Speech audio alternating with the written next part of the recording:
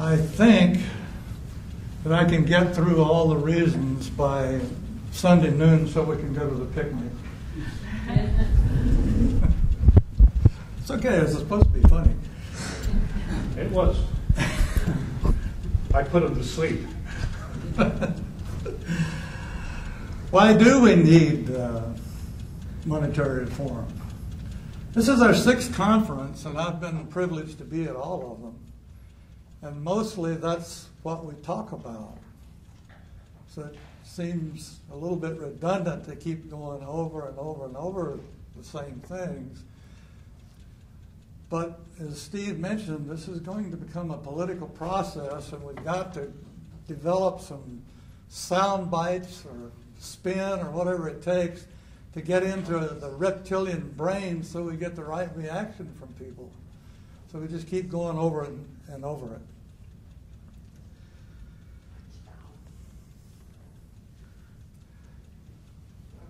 This is a cuneiform clay tablet. It's 2,500 years old. There's some in this collection that are 4,000 years old. It's a debt contract for 100 cur of barley, which is about 18,000 liters.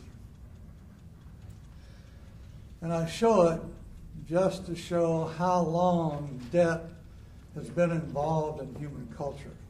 That's all. I had the thought, perhaps, because all of these cuneiform tablets are accounting things, many of them debt, that this was the reason writing was invented. Because this, as far as I know, is the first form of writing. But for me, first and foremost, monetary reform is a moral imperative. How we treat each other. When money and wealth are conflated, as they are in this society, what happens? Money rules. And here's the result of a study from the University of Santa Cruz, California. The conclusion at the bottom is, since financial wealth is what counts as far as control of income-producing assets, we can say that just 10% of the people own the United States of America. And you can search around, you can find a number of these studies based on different points of view, personal wealth, corporate wealth, financial assets. Some vary a little bit in the conclusion, that they all come to the same conclusion. We have a socially and politically destabilizing maldistribution of wealth.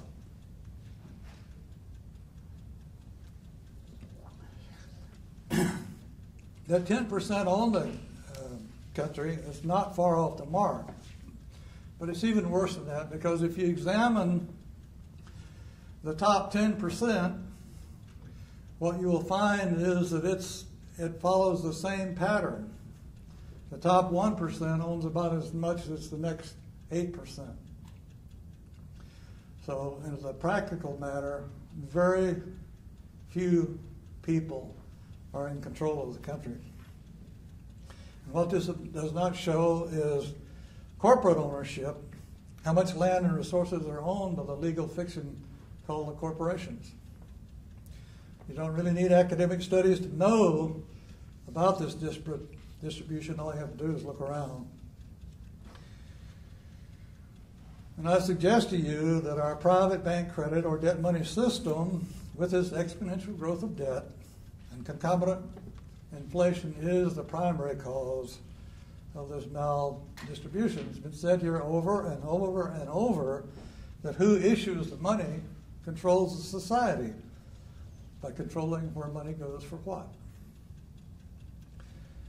It was reported in the media that a senator was overheard saying the banks own this place during the TARP negotiations. Basically, they do. Because we conflate money and power, it follows that 10% of the population runs the country or less. So what does this say about democracy? I say there can be no political democracy without economic democracy, and I am by no means the first one who's ever said it. And what states the case better than the recent Supreme Court ruling known as Citizens United that opens the floodgates to corporations buying elections? Now, we're electing a new congressman in my congressional district in the state of Washington. The current congressman, a Democrat, is resigning at the end of the term. 5 people announced their candidacy, including a friend of mine. One of them is a millionaire. The state chair intimidated 3 of the candidates to withdraw in favor of the millionaire. His argument to my friend was that she was not a credible candidate because it takes a lot of money to run for Congress. Insulted, she refused to withdraw. But that's how the Democratic Party works. And I expect it is no different in the Republican Party. The lesson here is that Congress is a millionaire's club. Millionaires do not think like ordinary working people. I've stated in other venues that the Congress may be the most corrupt legislative body since the Roman Senate. Now, you can take that as hyperbole if you want, it's okay. But we often hear the phrase inside the Beltway or something similar to indicate a disconnected subculture. And I suggest to you that money is the corrupter. All you have to do is look at the Federal Elections Commission site and you'll see what's going on. And with this Supreme Court ruling, it's only going to get worse. We must find a way to get people of integrity into Congress. And with the new act, we can publicly finance elections. Another moral consideration in how we treat each other is this exponential growth of debt. Now, you've seen all this before, but again, we're going over and over the same thing. This is credit market debt from the Federal Reserve Bulletin Chart L1. It includes both government and private debt, includes mortgages, consumer debt, and corporate debt. And notice how in the last 3 years the growth of debt has rolled off. What more proof do you need that we're dependent on debt? We have a recession, debt decreases, less money in circulation. L1 does not include Treasury securities in the Social Security Trust Fund or other trust funds that the Congress has looted and spent. I have added the difference in the national debt shown by the Treasury Department and the federal debt shown in L1 on top of the last 3 years. I don't know if you can see it in this light or not.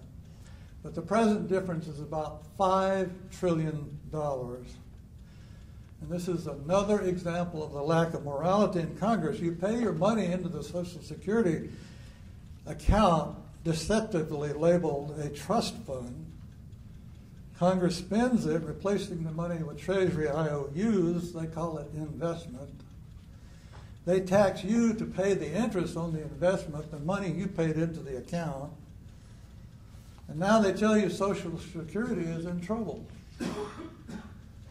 We must extend the working years when unemployment is rampant.